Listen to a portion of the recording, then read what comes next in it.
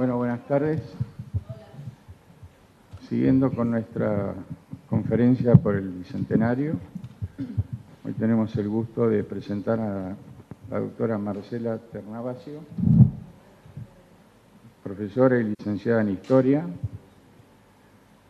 en la Facultad de Humanidades y Artes de la Universidad Nacional de Rosario, máster en Ciencias Sociales, doctora en Historia de la Facultad de Filosofía y Letras de la Universidad de Buenos Aires. Ha realizado también estudios postdoctorales en la Universidad de Harvard con, disculpen mi pronunciación en inglés, un Short Term Grant of Research in Atlantic History. Perfecto. Bastante bien, ¿no? Muy bien. Muy bien. Y actualmente es investigadora del CONICET y del Consejo de Investigaciones de la Universidad Nacional de Rosario. Se desempeña como catedrática de Historia Argentina en la Facultad de Humanidades y Artes de la Universidad Nacional de Rosario y como profesora de posgrado en la Historia de la Universidad Torcuato Di Tella en Buenos Aires. Es muy largo el currículum y entonces yo creo que es preferible que se quede con la presencia de la doctora y sus palabras que nos serán muy útiles en este camino del Bicentenario. Gracias. Bueno, muchísimas gracias. ¿Se escucha bien? Bueno, muchas gracias por esta invitación a este ícono que es el Club del Progreso, o sea que para mí es un honor estar aquí como historiadora que soy, como curiosa de nuestra historia, y un poco acá repasábamos con los colegas el papel que ocupó el club precisamente en la construcción de una nueva sociabilidad política y en este sentido me siento muy honrada de estar aquí. Me convocaron para hablar y conversar con ustedes sobre esta fecha icónica que es el bicentenario de nuestra Declaración de la Independencia. Yo voy a comenzar a decir algunas cosas, algunas ideas, pero me interesa básicamente que intercambiemos, que conversemos, que volvamos a esa idea de la sociabilidad y a la tertulia de la conversación, que no sea esto un discurso aburrido, sino más bien o sea, que no teman en cortarme cuando yo comience ahora a sugerir algunas ideas para repensar un poco qué es lo que estamos celebrando en este bicentenario del 2016. Y para ello quisiera comenzar precisamente por este arco tan extendido de bicentenarios. Quiero decir, desde el 2010, en nuestro país específicamente, ya hemos festejado un bicentenario que es el bicentenario de la Revolución de Mayo. Vamos a festejar ahora el bicentenario de la Independencia. Pero si miramos la geografía más amplia del continente americano, hispanoamericano, veremos también que en muchos otros países se reproduce esta suerte de peculiaridad hispanoamericana, y es tener un doble cumpleaños cada país, tener una doble efemérides. Y por solo mencionar este largo ciclo de festejos bicentenarios, en realidad comenzaron en el 2009, si ustedes recuerdan, en Bolivia, celebrando la formación de las dos primeras juntas que en 1809 se conformaron en Chuquisaca y La Paz. Luego continuaron en el 2010 escalonadamente, primero en Venezuela, que también festejaba la conformación de su primera junta revolucionaria en abril. Continuamos nosotros, Chile, México. Pero todos estos países volverán a festejar sus bicentenarios, que van a ser los de sus respectivas independencias. De manera que nosotros somos los primeros en festejar el segundo bicentenario. Y sobre esto después también quiero que veamos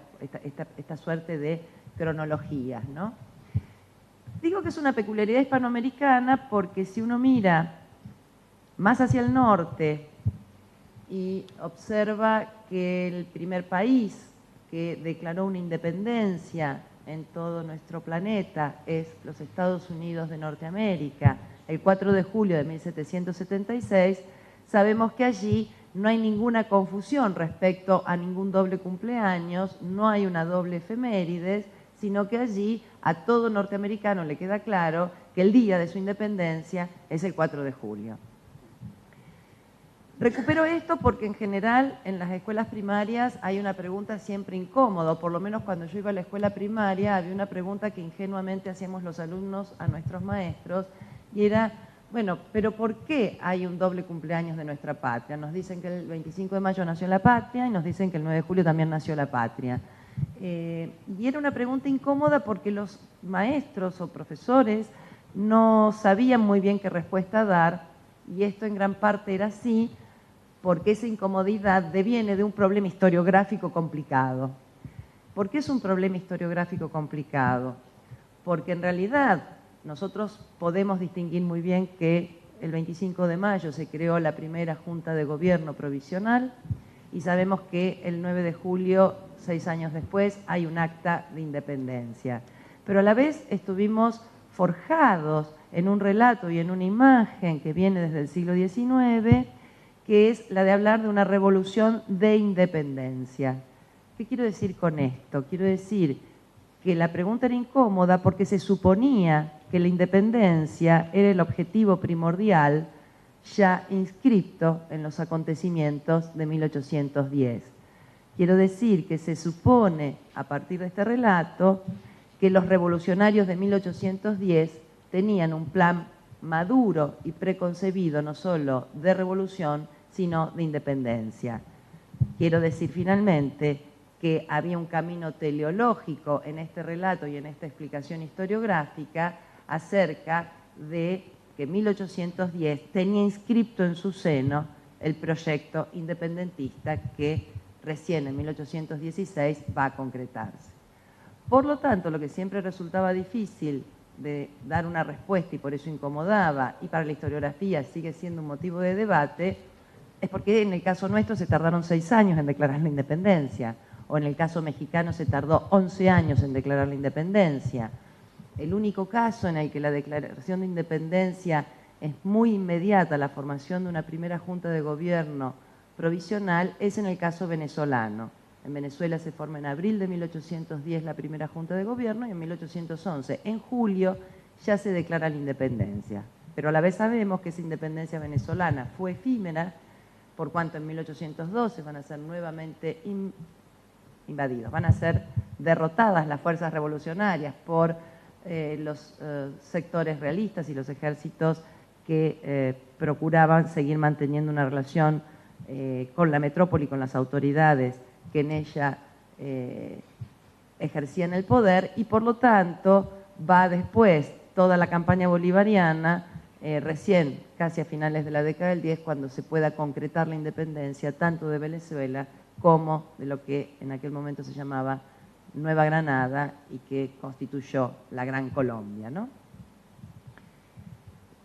¿Cuándo se forjó ese relato que presuponía que 1816 derivaba de 1810? Bueno, básicamente en la segunda mitad del siglo XIX. Y básicamente fue nuestro primer presidente de la República Argentina ya unificada y a su vez historiador, quien escribió la historia de Belgrano, quien plasmó esta imagen, una imagen por cierto heroica de nuestra revolución y de independencia, y solo podía ser heroica si esa revolución no nacía de un acto contingente, sino de un plan maduro de líderes que estaban dispuestos a llevar adelante esta gesta revolucionaria de independencia. Sin embargo, los relatos históricos, como ha demostrado Fabio Wasserman, que precedieron al relato histórico de Mitre en la segunda mitad del siglo XIX, tenían muchas dudas en torno a cómo periodizar este proceso histórico. Sí. Para estar un poco en situación, porque estaba el rey, que era el hermano de Bonaparte. Exacto. Entonces, las fuerzas federalistas que estaban acá dependían de España, pero digamos, ¿de qué España? Ahí está, perfecto. Entonces, si querían reconquistar, ¿quién iba a venir a reconquistar? ¿Los franceses? ¿Los españoles de Cádiz? Esa es una excelente pregunta que me permite pasar a un segundo punto que yo quería desarrollar, que yo llamaría la guerra de cronologías. Es decir, bueno, ¿qué significó 1808 cuando se dan las renuncias de los reyes en Bayona y, por lo tanto, la coronación de José I Bonaparte? ¿Y qué significó 1810 y 1816? Y en el medio, la restauración de Fernando VII en el trono, que fue en 1814. Y esta guerra de cronologías es lo que produce, digamos, los ruidos y las incomodidades en toda la primera mitad del siglo XIX para establecer precisamente una periodización que pueda hacer inteligible el proceso y a la vez dotarlo de un sentido. Entonces, ¿cuáles son esas cronologías? Yo podría dividirlas en una cronología de carácter más local y una cronología de carácter imperial. ¿Por qué digo una cronología local? Porque Buenos Aires asiste, como capital del Virreinato del Río de la Plata, a un hecho también que no experimentan otras regiones hispanoamericanas en esta primera década del siglo XIX, y es la ocupación británica del puerto de Buenos Aires y luego del puerto de Montevideo en 1806, con los refuerzos que llegan en 1807.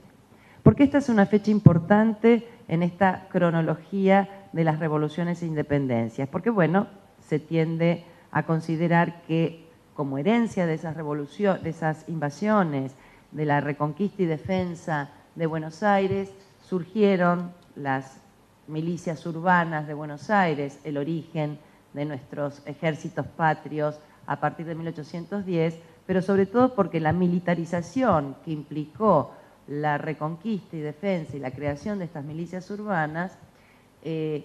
fue lo que equilibró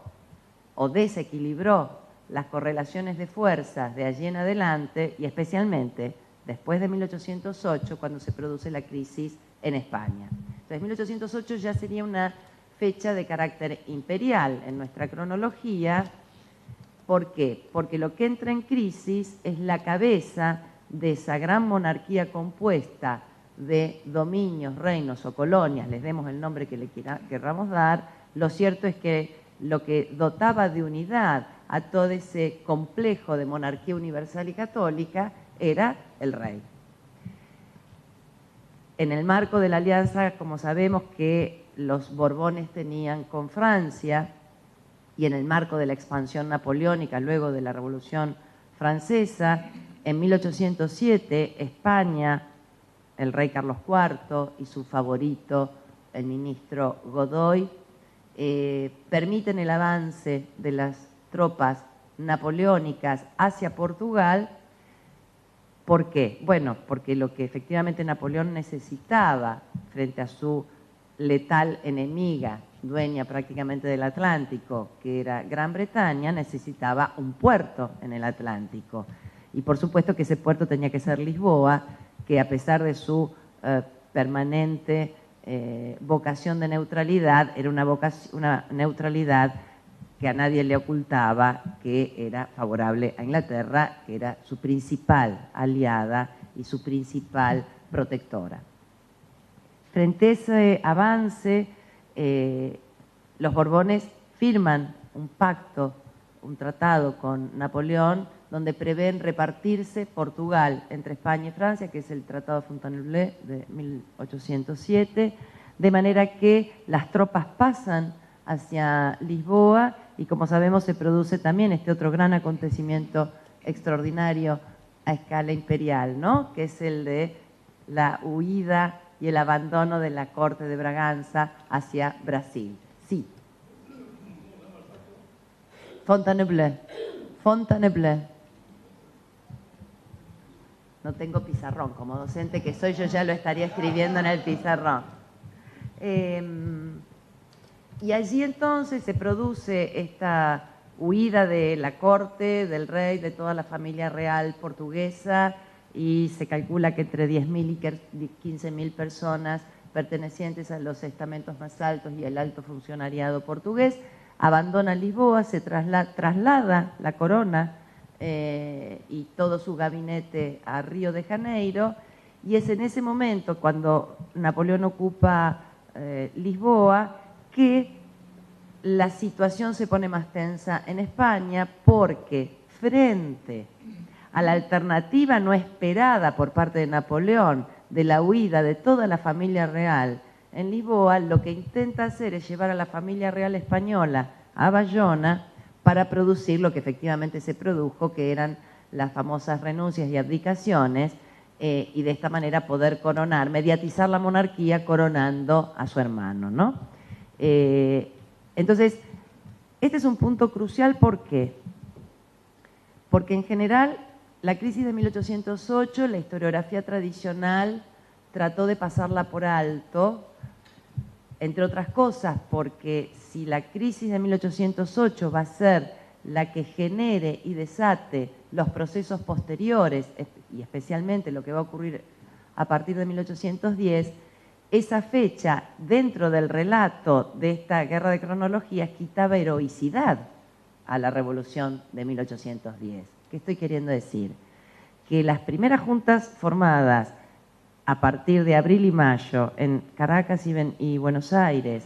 es porque llega una noticia de haberse disuelto la autoridad que ellos habían jurado fidelidad y que había reemplazado provisoriamente al rey a escala imperial, que era la Junta Central. Como ustedes saben, en 1808 se había producido un movimiento juntista en España porque desconocen al rey José I, porque deciden asumir el depósito de la soberanía y tutelarla, guardarla, cuidarla hasta que regresara el rey. Esas juntas van a conformar la Junta Central en 1808. Ahí son los famosos cuadros de Goya, ¿no? Del 2 y el 3 de mayo, cuando trata de pintar efectivamente la primera exhibición de la resistencia española frente a los franceses, y que va, digamos, luego a continuarse muy rápidamente con la formación de estas primeras juntas, y que va a ser recién en septiembre de 1808 cuando esas juntas decidan conformar una junta central que unifique el depósito de la soberanía de todas esas juntas y que pueda efectivamente seguir ejerciendo el poder y comandando la guerra, ya ahora en un cambio de alianzas internacionales y contando con el apoyo de las fuerzas británicas y de Wellington, que está entrando desde Lisboa para ir a España a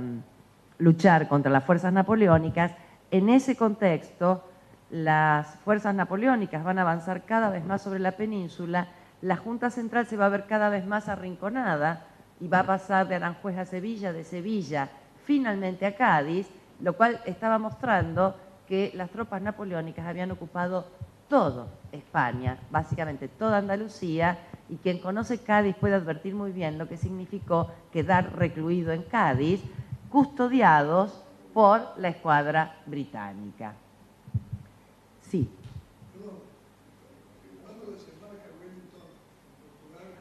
Wellington desembarca en junio o julio de 1808, porque el proceso en Portugal fue muy interesante, en primer lugar, porque el rey desde Brasil no le va a declarar inmediatamente la guerra a Francia. Lo que se necesitaba para que pudiera entrar Wellington y las tropas británicas era que efectivamente Portugal abandonara su manía de la neutralidad, declarara la guerra a Francia y convirtiera de manera explícita a Gran Bretaña en su aliada. Al mismo tiempo, en Portugal, Junot, que era el general en jefe de las tropas napoleónicas en Lisboa, estaba, digamos, en tratativas para crear una nueva monarquía en donde lo que se discutía es si el nuevo monarca portugués sería Napoleón. Muchos de la primera nobleza portuguesa le ofrecen a Napoleón, los famosos afrancesados, le ofrecen a Napoleón ser el monarca de una monarquía constitucional portuguesa, también a Junot como general en jefe. En ese contexto surge también un movimiento juntista en Portugal, que no quiere reconocer la ocupación francesa y es tanto frente al peligro del juntismo portugués como frente al peligro de que se constituyera una monarquía constitucional francesa en Portugal, en que cambia la situación, se declara la guerra por parte del rey João VI en Río de Janeiro a los franceses, y es allí cuando las tropas británicas entran y poco después, ya prácticamente en 1810, han logrado expulsar a las fuerzas francesas. Yo tendería a pensar que es en el puerto de Belén de donde salieron, pero no lo sé, no me acuerdo en este momento. No es Lisboa, bueno, de cualquier manera el puerto de Lisboa está alejado de Lisboa, ¿no? Es el puerto de Belén está, digamos, relativamente, ahora nos parece todo muy cerca, pero la verdad es que no recuerdo si desembarcan en Belén o si desembarcan más al norte. Es muy factible que hayan desembarcado más al norte. En Oporto es posible. Lo que pasa es que en Oporto estaban la principal junta, había dos grandes juntas que se estaban disputando el poder. La Junta de Oporto, que es donde surge el movimiento juntista, y la Junta de Faro, que estaba al sur de Lisboa, bastante al sur. Cuando desembarcan finalmente las tropas británicas en Portugal, finalmente son los encargados de desactivar las juntas portuguesas, por el riesgo a que esas juntas portuguesas, efectivamente, no estando el rey en el terreno, pudieran derivar en juntas revolucionarias. Y es allí cuando se establece un consejo de regencia que evita, digamos, que expulsa a los afrancesados, y es un consejo de regencia de portugueses que van a estar básicamente custodiados por los británicos y gobernados por un personaje que a nosotros nos resulta conocido, que es Beresford. Beresford fue el que estuvo a cargo en Portugal prácticamente hasta el regreso de la corte portuguesa a Lisboa en 1821 frente a la Revolución Liberal. Beresford, que fue quien estuvo en nuestras invasiones inglesas, el que fue a parar a Portugal y fue el encargado de mantener un status quo complicado, porque los portugueses que quedaron en Portugal no estaban demasiado contentos de que toda la corte y toda la familia real permaneciera en este terreno carioca sin ninguna vocación por regresar a Portugal. Y de hecho van a ser obligados a regresar cuando se dé la revolución liberal que nace en Oporto, que en gran parte tenía un gran descontento con la ocupación británica. Entonces es en ese contexto cuando regresan ahora vuelvo a España y al Río de la Plata, pero bueno, termino con esta historia. Es en ese momento que regresan a Portugal, el rey se va a ver obligado a... ¿Cuándo regresan? En 1821, cuando se inicia ¿Cómo? Hasta esa fecha estuvieron custodiando los ingleses con un consejo de regencia portugués, pero con una fuerte resistencia por parte ya a esa altura, sobre todo después del segundo quinquenio de la década, de que los reyes, después de la restauración monárquica, no solo no tuvieran voluntad de regresar, sino que elevaran a Brasil a la condición de reino en las mismas condiciones jurídicas que Portugal y el Algarve. Entonces, bueno, regresan, tienen que jurar la Constitución liberal que las cortes portuguesas habían sancionado, hasta que finalmente, lo mismo que ocurre en España, en 1823 va a haber un regreso al absolutismo, van a dar por tierra con el movimiento liberal, y Portugal pasará, igual que España, por sus propias guerras entre liberales y absolutistas y sus propias disputas dinásticas dentro de la propia Casa de Braganza, comenzando por las disputas entre el rey y su esposa, Carlota Joaquina de Borbón, que va a ser finalmente, cuando regresen a Portugal, la líder del partido absolutista portugués, la líder. Pero bueno, regresando entonces al mundo hispánico, en ese contexto, nuestras primeras juntas surgen cuando llega la noticia de que la Junta Central ha decidido autodisolverse, ha decidido en Cádiz conformar un consejo de regencia constituido solo por 5 miembros, y ha decidido, por lo tanto, que ese consejo de regencia gobernará todo el orbe hispánico hasta tanto se decida si se van a convocar o no a las famosas Cortes Constituyentes en España. Cuando llega esta noticia al Río de la Plata, cuando llega a América, la convicción de todos es que en realidad España está perdida, es que España está perdida en manos francesas. Y acá llega el 18 de mayo la noticia. La disolución de la Junta Central es en enero de 1810, se forma el Consejo de Regencia y es muy interesante ver cómo tienen claro que la llegada de esa noticia va a provocar una convulsión en América. Tienen claro que ese Consejo de Regencia va a ser considerado un consejo ilegítimo y por lo tanto son muy cuidadosos y discuten mucho cómo redactar la circular que iban a enviar a los distintos dominios americanos para atenuar el impacto que esta noticia iba a provocar, y después de varios borradores que yo he visto ahí en el Consejo, en el Archivo de Indias en Sevilla, y después de muchas discusiones, efectivamente mandan una circular muy elogiosa de lo que América significa para España y muy elogiosa de la lealtad de los americanos hacia la monarquía y hacia las autoridades peninsulares,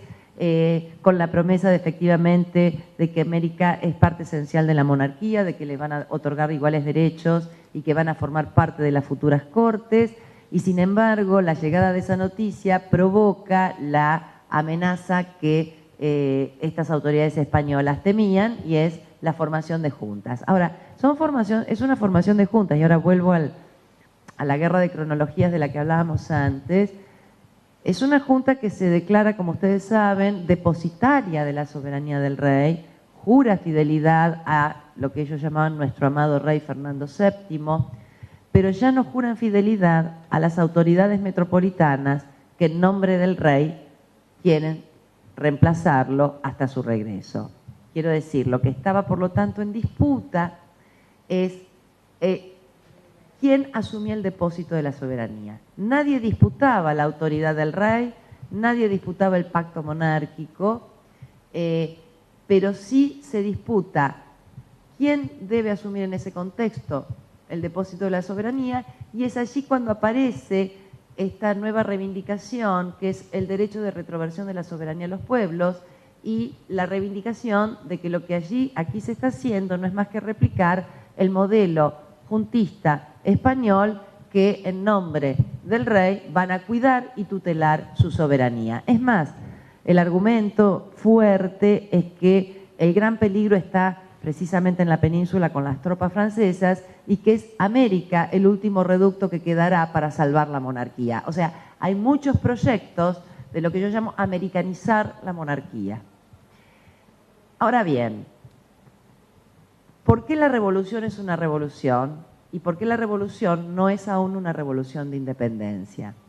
Es una revolución porque, por cierto, que crear un gobierno propio y una junta que aún en nombre del rey decida ejercer el autogobierno y decida salir a conquistar su propio virreinato para exigir la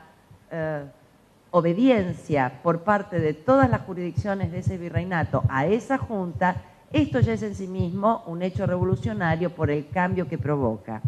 Un hecho revolucionario que viene acompañado además de una fuerte crítica al sistema colonial. O sea, 1810 recupera un tópico que ya estaba presente en el debate de los ilustrados españoles de fines del siglo XVIII, que ya estaba presente en el patriotismo criollo de muchas de las jurisdicciones americanas, y es justamente conformar una identidad americana frente al despotismo colonial ejercido desde la metrópoli. Criticar o someter a crítica al despotismo colonial y por lo tanto al tipo de pacto colonial que los Borbones habían intentado además consolidar, ¿no?, con un proyecto mucho más absolutista y centralizador del poder, no implicaba necesariamente cuestionar el pacto monárquico. O sea, acá lo que se da, por lo tanto, es una fuerte crítica al orden colonial que mantenía incólume la fidelidad al rey. de un nuevo gobierno que no va a ser reconocido por las autoridades virreinales ni por las autoridades peninsulares, esa revolución se convierte rápidamente en una guerra revolucionaria. Es decir, frente a aquellos que no estaban dispuestos a aceptar la autoridad de esta nueva junta, y esta guerra revolucionaria no es aún una guerra de independencia por varios motivos, sino que es una guerra civil. Es una guerra civil en donde los ejércitos estaban conformados indistintamente por criollos y peninsulares, atravesado por muy diversos sectores y segmentos sociales, y es una guerra civil, además, que se produce a través del enfrentamiento entre quienes defendían o eran detractores del nuevo orden.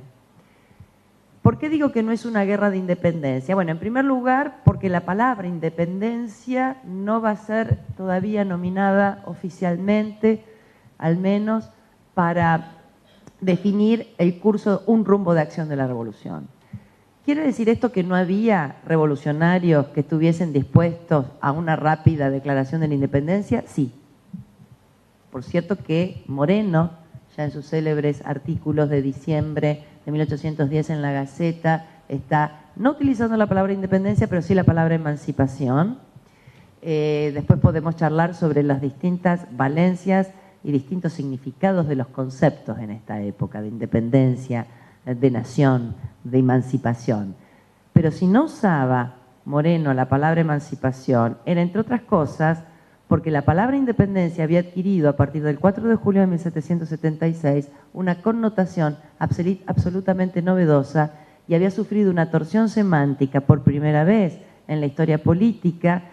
en la que la palabra independencia pasó a definir el nacimiento de un Estado, de un nuevo Estado-nación en el concierto de nuevos Estados y naciones. Esto es absolutamente novedoso y por eso el Acta de Independencia de los Estados Unidos, para muchos historiadores, entre ellos americanos, como por ejemplo David Armitage, trata de demostrar que el guión de la Declaración de la Independencia norteamericana y esta torsión semántica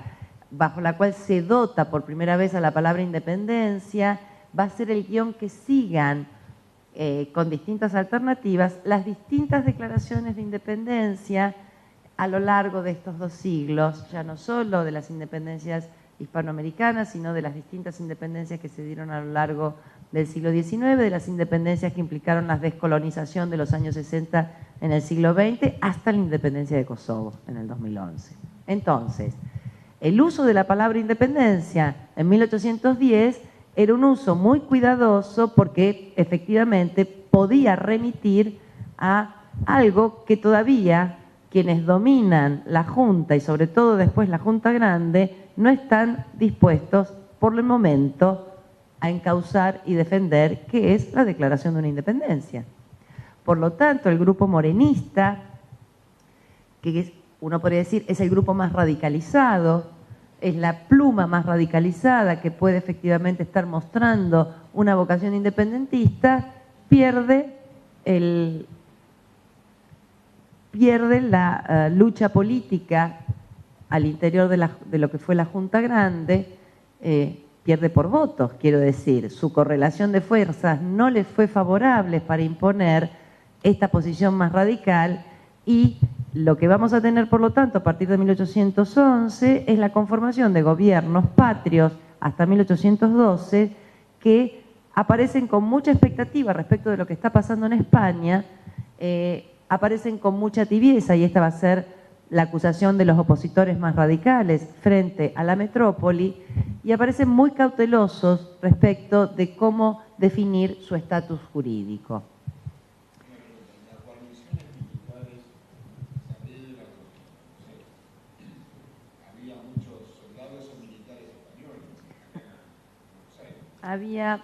peninsulares y criollos o americanos en ambos ejércitos, de origen peninsular o criollo en ambos ejércitos. Ahora, es el origen de la guerra también la que va a ir definiendo y yo diría radicalizando las posiciones. Es la experiencia de la guerra y la propia experiencia de la revolución la que va a hacer que, y sobre todo lo que significó la socialización y la politización de los ejércitos, comenzar a ver a lo español de manera gradual y creciente como un enemigo que ahora sí tiene un rostro de verdadera alteridad. Pero esto no va a aparecer sino hasta 1812, donde podemos decir, ya en la prensa periódica aparece la idea de un partido patriota y de un partido español. Sí, vos me querés hacer una pregunta.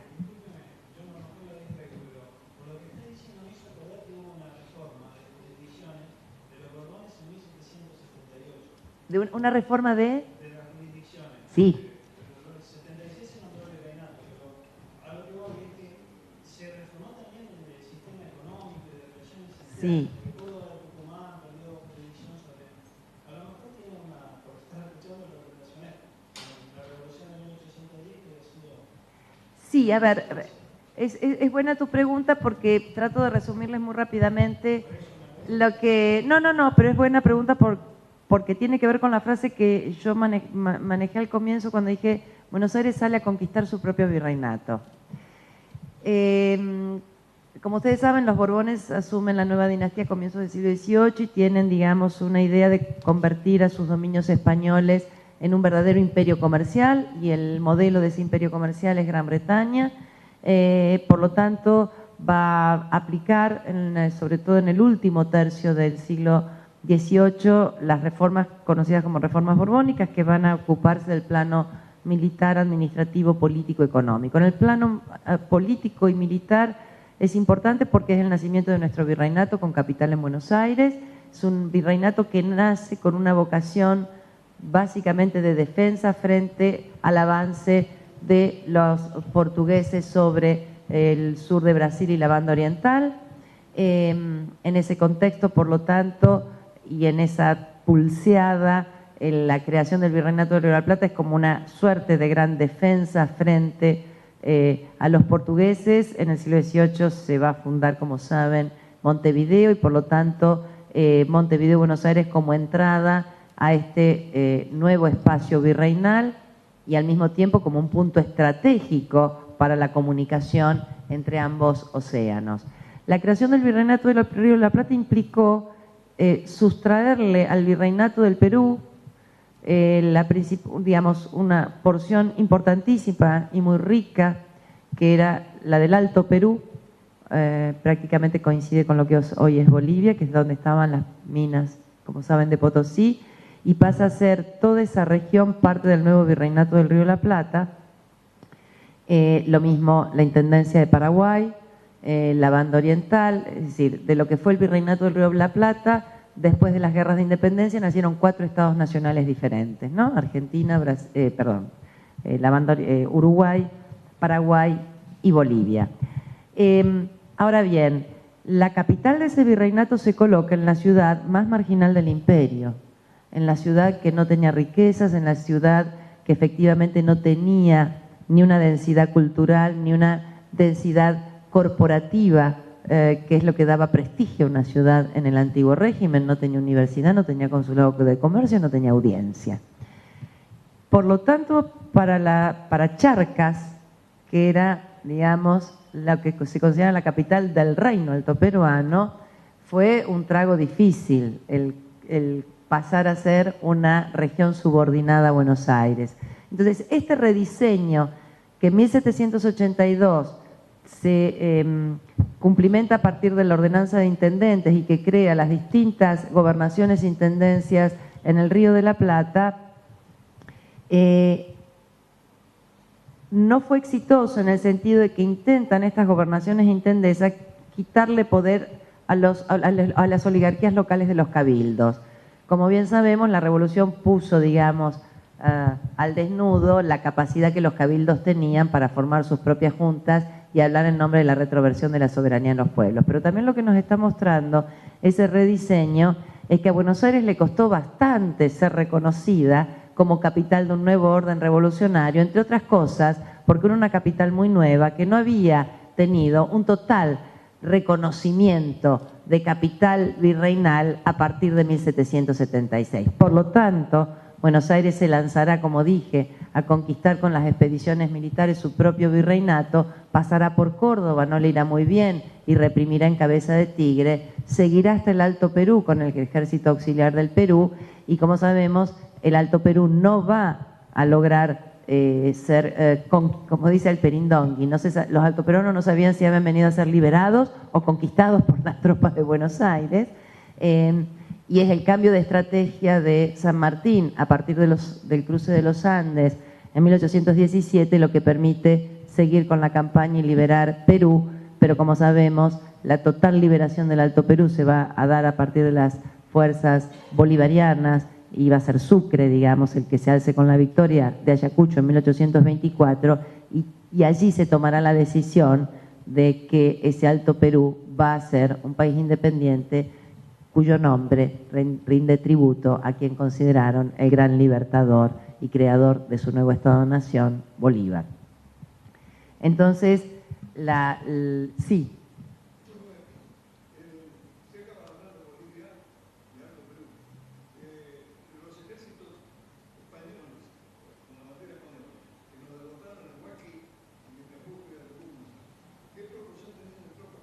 Sí, era muy impresionante la tropa española. Dicen que Abascal, que era el virrey del Perú, bueno, tenía distintos lugartenientes para las distintas regiones, entre ellos Goyeneche, llegó a tener hasta 70.000 hombres, soldados, los cuales por supuesto tenía que... Pero el desastre del desaguadero, ¿no?, de Huaki, donde allí después se los pasa a proceso a Castelli como jefe supremo y al mismo tiempo representante político de la Junta de Buenos Aires, y a Balcarce como el supremo jefe militar, está mostrando precisamente, bueno, hasta qué punto, y es un poco lo que hoy se está estudiando, entre ellos alguien que está haciendo historia de la guerra, como Alejandro Rabinovich, se está estudiando, bueno, hasta qué punto el desaguadero se consideraba el verdadero límite al cual querían llegar las tropas patriotas para garantizar la defensa del nuevo orden, o cuáles eran los proyectos de continuar más allá del desaguadero. Lo cierto es que la primera gran derrota, que es Huaki, ¿no?, allí en el desaguadero, va a retrotraer a nuestras tropas hacia Salta y Jujuy como espacio, digamos, de defensa, y al mismo tiempo tenemos luego, más allá de que habíamos tenido la victoria de Suipacha y vamos a tener los triunfos de la batalla de Tucumán, tanto Vilcapugio y Ayohuma, como sobre todo después Sipe ya está mostrando en el 15 la pérdida del Alto Perú para las fuerzas patriotas. En ese contexto, entonces, es cuando se decide, yo decía, el cambio de estrategia militar, que está absolutamente asociado, ahora sí, con el cambio de estrategia política respecto de la independencia. Entonces, si nosotros miramos 1812, vemos ya una tensión en torno a definir un rumbo para la revolución, y ahora sí tenemos... Perdón. Me va a resultar más cómodo así. Ahora sí tenemos para 1812 una correlación de fuerzas que comienza a equilibrar a los sectores más radicalizados, que están dispuestos a que el rumbo de la revolución sea un rumbo que declare la independencia, frente a aquellos sectores que todavía estaban expectantes y que de alguna manera son los que mantienen todavía el control para mitad de 1812 del gobierno, que es el primer triunvirato. En ese sentido, la llegada de San Martín y Alvear en marzo de 1812, que coincide con la sanción de la Constitución de Cádiz en España, ya nos está mostrando que la sanción de esa Constitución no dejaba muchos caminos para esta ambigüedad jurídica, porque si bien incorporaba a los americanos como una parte esencial de la monarquía y les daba representación en ella, y la representación era proporcional al número de habitantes, a la vez la queja de los americanos es que esa Constitución era una Constitución muy centralista, que no respetaba los derechos de autonomía de los pueblos. Puesto que el Río de la Plata no había participado como región insurgente de las Cortes de Cádiz, una vez dictada la Constitución, muchas alternativas no quedaban: o ser parte de esa nación gaditana de dos hemisferios, o se le daba un rumbo a la revolución, que era constituirse en un Estado independiente. Sin embargo, la revolución que de alguna manera lidera San Martín y la Logia Lautaro de octubre de 1812, que va a destituir al triunvirato, va a formar un nuevo gobierno que va a estar destinado a convocar un Congreso Constituyente para declarar la independencia, que es nuestra conocida Asamblea del año 13. Sabemos que esa Asamblea del año 13 fracasa en los dos objetivos para los cuales fue convocada, tanto en declarar la independencia como en dictar una Constitución, y esto fue así porque el cambio del clima internacional fue marcando el derrotero de este Congreso, también muy golpeado por las derrotas de Vilcapugio y Ayohuma en el Alto Perú, que hacen que este Congreso, finalmente, con la restauración monárquica y la derrota de Napoleón en Europa, termine disolviéndose sin cumplir con su cometido. O sea que llegados al año 1815, y ya no quiero, me estoy prolongando mucho, quiero dejar por ahí lugar más a preguntas. Si uno mira el mapa americano en 1815 y uno hace una suerte de fotografía política, uno podría afirmar rápidamente que la revolución estaba perdida en toda América, absolutamente perdida, excepto en Buenos Aires. ¿Por qué estaba perdida? Bueno, las insurgencias mexicanas que habían liderado primero Hidalgo y luego Morelos habían no solo fracasado, sino que habían terminado con una brutal represión, habían terminado con la vida de los dos líderes insurgentes, y Nueva España estaba completamente dominada por las fuerzas realistas, y Calleja, digamos, en este sentido, que había sido un militar muy avesado para lograr el triunfo de las fuerzas realistas, va a ser además quien esté comandando la política del momento. Lo mismo había ocurrido con Chile. Chile, digamos, había tenido su primera, la famosa Patria Vieja, que había sido derrotada en 1815. Las fuerzas realistas nuevamente habían tomado Chile. Lo mismo ocurría en lo que podríamos llamar el área bolivariana. Tanto Venezuela como Nueva Granada habían sufrido nuevamente las derrotas por parte de un ejército que ahora sí ya fue enviado con más de 10.000 hombres al mando de Morillo, y que llega al norte de nuestro continente, porque ya las tropas españolas han sido liberadas de la lucha antinapolónica y pueden ser enviadas a América. Y si la revolución sigue en pie en Buenos Aires, por la sencilla razón de que esas tropas, que hasta último momento no se sabe si van a estar dirigidas hacia Buenos Aires o hacia Venezuela, finalmente, cuando cae la plaza de Montevideo en manos patriotas en 1814, esto es en gran parte lo que decide que esas fuerzas no vengan a Buenos Aires, porque ya no tenían la fuerza naval en Montevideo, sino que vayan hacia Venezuela y Nueva Granada. Sí. Yo siempre he oído que en 1814-15, cuando el ejército de Murillo estuvo listo para salir, iba a ser transportado en buques ingleses, y que Canning, que era un ministro inglés, dijo: a Río de Plata no. Porque eso está mostrando la relación siempre ambigua que Gran Bretaña mantuvo con los procesos revolucionarios, y a la vez como la gran aliada tanto de España como de Portugal. La postura inglesa fue siempre mantenerse neutral frente a las cuestiones americanas y considerar, y Canning y todos los que ocuparon los más altos cargos en el gabinete británico en esos años, insistían frente a sus ministros plenipotenciarios o frente a sus, digamos, representantes militares en los distintos dominios hispanoamericanos, que no debían inmiscuirse en cuestiones internas que eran de la monarquía española. Por supuesto que mientras tanto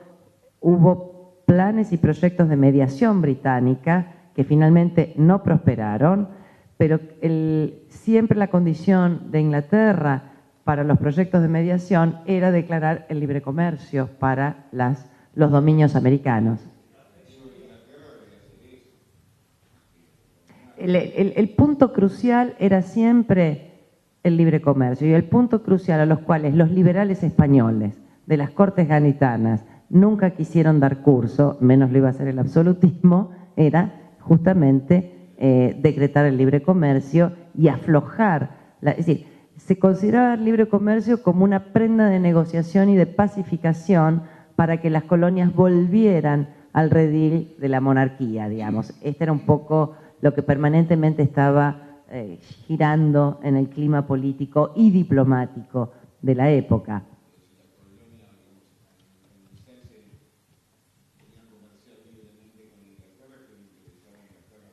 Bueno, justamente por eso Inglaterra no quiere interceder,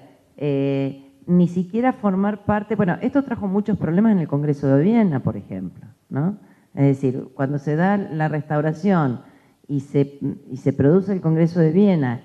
Inglaterra va a ser la voz, digamos, disonante en ese Congreso, y en el marco de ese Congreso, el debate sobre qué se hace frente a América es un debate muy importante, en donde al mismo tiempo las propias potencias juegan su propio juego. Por lo tanto, ahí Portugal también está jugando su propio juego. Entre otras cosas, ¿por qué? Porque al año de haber sido liberada la banda oriental de las fuerzas españolas y Artigas en la cúspide del poder en 1815, al año siguiente ya los portugueses invaden desde Brasil la banda oriental. Esto trae problemas necesariamente diplomáticos en el marco del Congreso de Viena y con España, porque España era su aliada a esa altura y estaba ocupando un dominio que, aunque en manos ahora revolucionarias, el Fernando VII lo consideraba un dominio español, y no se le escapaba a Fernando VII que Portugal había llegado ahí para quedarse y no para resguardar sus tierras en nombre del monarca Fernando VII frente a las fuerzas revolucionarias, que es de hecho lo que ocurrió y que, como ustedes saben, culmina finalmente en la guerra contra el Brasil por parte del Río de la Plata, y que como producto del Tratado de Paz van a ser la banda oriental del Uruguay, la República del Uruguay. Sí.